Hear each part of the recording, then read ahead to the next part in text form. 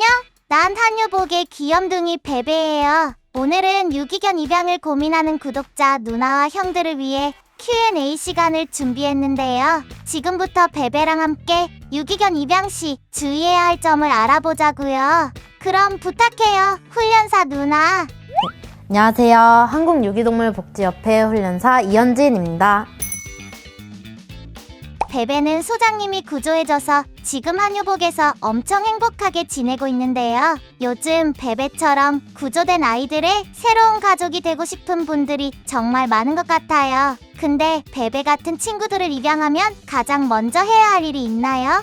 유기견은 바깥 생활을 오래 하기 때문에 유기견을 입양하게 된다면 가장 먼저 건강을 체크를 해야 되는데요. 동물병원을 방문해가지고 눈이랑 귀, 코 같은 외향적인 신체를 먼저 검사를 해야 되고요. 그리고 아이의 피부 검사, 귓속 검사도 해야 되고 분변 검사도 해야 되고요. 심장 사상충 검사랑 그리고 기생충 검사, 그런 6가지의 필수 검사를 꼭 해주셔야 합니다. 베베도 한유복 훈련사 누나랑 형들이 매일매일 돌봐줘서 아주 씩씩하게 지내고 있어요. 근데 건강만큼 중요한 것이 있다고 들었어요. 그게 뭐예요?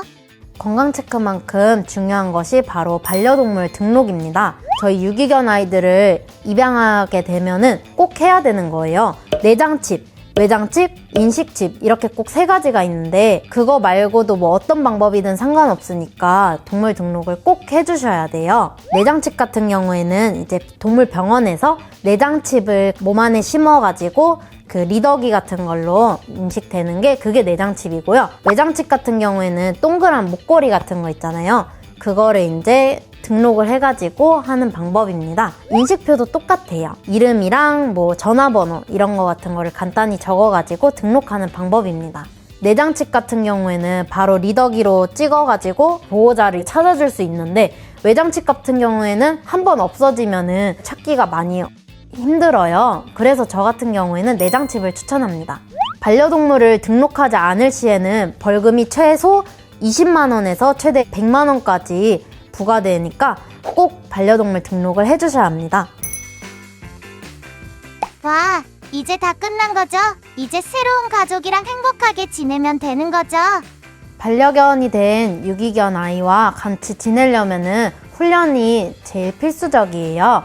기초훈련, 복종훈련, 고등훈련 이렇게 3가지로 분류할 수 있는데요. 그 중에 이제 기초훈련에서는 보통 사회화 교육 아니면 배변훈련 이런 거를 필수적으로 하고 있어요. 사회화훈련은 사람에 대한 사회화, 그리고 또 이제 강아지에 대한 사회화 이런 거를 훈련 받을 수 있고요. 배변훈련 같은 경우에는 보통 이제 야외훈련이랑 실내훈련 이렇게 구분을 나눌 수 있는데요. 실내훈련에서는 배변판 훈련 아니면은 패드 배변 훈련을 많이 시켜요.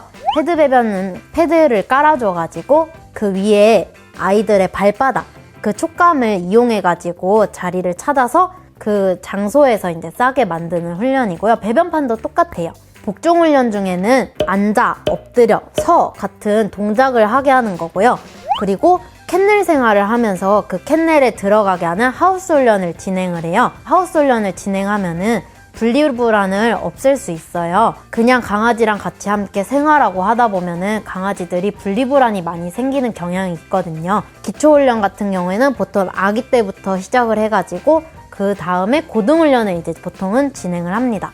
고등훈련은 특수훈련 같은 거를 꼽을 수 있어요. 안내견, 마약탐지견, 군견 그런 특수견을 목적으로 하고 있는데요. 고등훈련 같은 경우에는 일반인들이 하기 많이 어려운 부분이 있으니까 전문가들에게 맡겨주세요. 베베는 산책할 때가 가장 즐겁고 신나요. 저랑 같이 지내는 친구들도 산책을 좋아해요. 근데 혹시 산책도 훈련이 필요한가요? 산책할 시에도 저희 매너랑 예절 교육이 꼭 필요해요. 갑자기 골목에서 뭐 오토바이가 튀어나온다든지 차가 튀어나온다든지 다른 강아지가 튀어나와가지고 갑자기 마주쳐서 물릴 수 있거나 싸우게 된다든지 그런 상황들이 있기 때문에 꼭 산책 훈련이 필요해요. 저 같은 경우에는 강아지랑 이제 산책하러 나갈 때 문 앞에 먼저 딱 서가지고 강아지가 먼저 튀어나가지 않고 내가 먼저 발을 내딛은 다음에 강아지가 출발할 수 있도록 그렇게 산책을 먼저 시작을 해요. 강아지가 이제 튀어나가지 않게 줄을 조금 짧게 매주시고요. 저 같은 경우에는 자동 리드줄은 사용하지 않는 편이에요. 강아지가 통제가 되지 않는 그 줄이기 때문에 부드러운 목줄 같은 것도 요즘에 많기 때문에 목줄을 사용해가지고 통제를 충분히 한 다음에 산책을 합니다. 다 강아지들이 산책을 좋아한다고 생각하잖아요. 근데 오히려 밖에 막 나가지 않으려고 뻗팅기는 강아지들도 있고 아니면은 밖에 나가서 이제 막 무서워하는 아이들이 있는데 밖에 나가면은 자동차 경적 소리, 아이들 뛰어다니는 소리, 공사 소리 이런 무서운 소리들이 되게 많잖아요. 그게 다 예전부터 경험을 하지 않아서 그런 거예요. 처음에 줄을 이제 굳이 안 매도 되고요. 작은 강아지라면은 안고 그런 이제 한적한 공원에 데리고 가서 차근차근 사람들이 있는 곳 그리고 나중에는 이제 도로가에 나와서까지 산책을 시켜주면 됩니다.